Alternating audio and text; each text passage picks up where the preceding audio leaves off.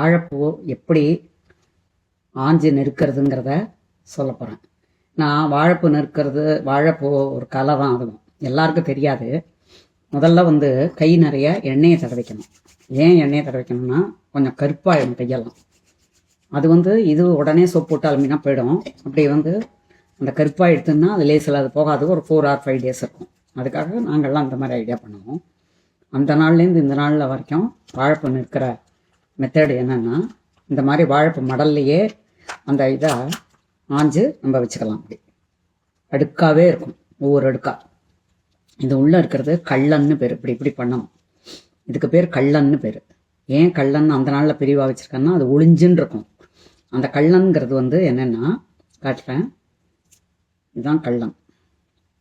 கள்ளன்கிறது இது என்னென்னா கசப்பு. ரெண்டாவது இது பித்தம். இது சாப்பிடக்கூடாது.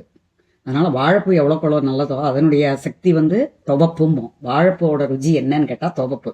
லேசான கசப்பும் இருக்கும். ஆனால் இந்த கள்ளன்கிறத நம்ம சேர்த்து சாப்பிட்டோம்னா ரொம்ப கசக்கும். ரெண்டாவது இது உடம்புக்கு நல்லதில்லை.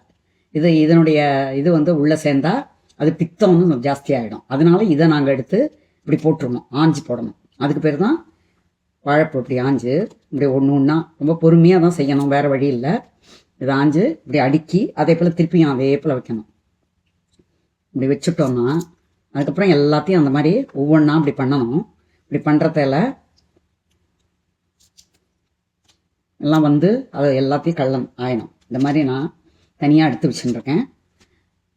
அதை அதுக்கப்புறம் பொடி பொடியாக நெருக்கி மோரும் ஜலமும் கலந்து அதில் போடணும். ஏன் மோர் ஜலத்தில் போடணும்னா சட்டுன்னு இது கருத்து போயிடும், கருப்பாயிடும். அதனால தான் வாழைப்பூ வடை பண்ணலாம், வாழைப்பூவில் பருப்பு உசிலி பண்ணலாம், வாழைப்பூவில் மோர்க்கூட்டு பண்ணலாம், வாழைப்பூவில் பொரிச்ச குழம்பு பண்ணலாம், வாழைப்பூவில் எவ்வளவோ பண்ணலாம், ஐட்டங்கள் பண்ணலாம். ஆனால் நம்ம வாழைப்பூ எப்படி நெருக்கிறது, அதை என்ன மாதிரி பண்ணணுங்கிறத மட்டும்தான் இப்போ உங்களுக்கு சொல்கிறேன். அது அவளோட இஷ்டம், எது வேணாலும் சமையல் பண்ணலாம்.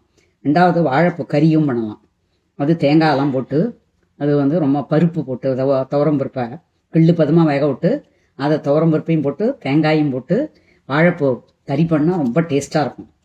அதே போல் வாழைப்பூவில் எல்லா வாழைப்பூவும் ருச்சியாக இருக்குன்னு சொல்ல முடியாது. மொந்தம் வாழைக்காய், பூவன் வாழைக்காய் அப்படின்னு நிறையா ரகம் இருக்குது. அதில் அந்த பெருசு பெருசாக இருக்குமே வாழைக்காய் கறி பண்ணுறோமே, அது பேர் தான் மொந்தன் வாழைக்காய். அதனுடைய வாழைப்பூ ரொம்ப ருச்சியாக இருக்கும். அது மாதிரி சில வாழைப்பூ ரொம்பவே ருச்சியாக இருக்கும். எல்லா வாழைப்பும் ருச்சியாக இல்லாட்டாலும் நம்ம பண்ணுற கைப்பக்குவத்தில் அதை ருச்சியாக்கணும், அவ்வளோதான். அதனால் எல்லாரும் இன்றைக்கி தெரிஞ்சுங்க வாழைப்பூ எப்படி நெருக்கிறதுன்னு. இப்படி நெருக்கிட்டு அதுக்கப்புறம் அதை பொடி பொடியாக கட் பண்ணி மோரும் ஜலமும் வச்சு ஒரு பாத்திரத்தில் அதை அப்படியே நெருக்கி